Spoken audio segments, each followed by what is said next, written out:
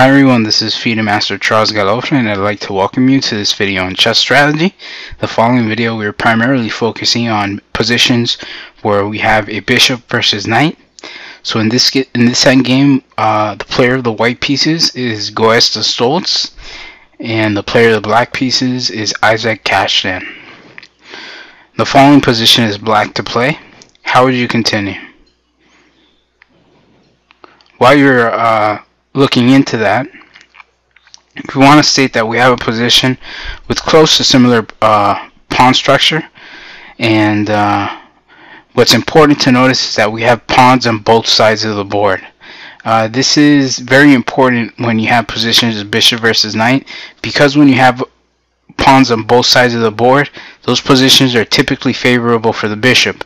Why is that, you may ask? The reason why is because the bishop is a piece that is a multi-quadrant piece, and as a result it can attack and defend at the same time.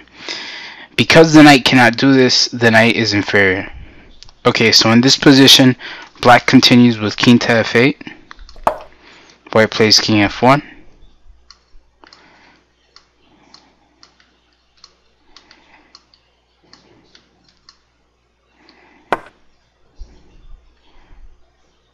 king to e7,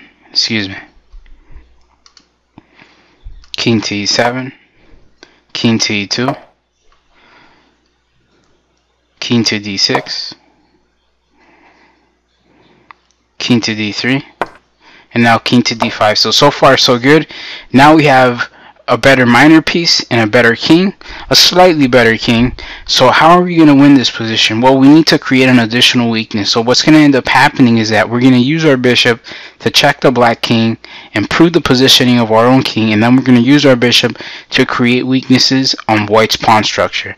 Any pawn push, any pawn advance that creates weaknesses that could be exploited by our king presents an opportunity for us to win the game.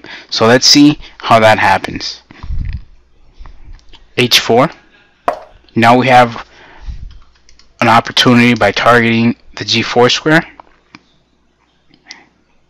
Bishop c8. We're going to check the king.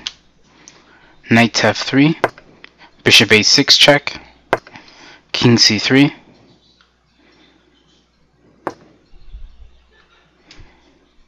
h6.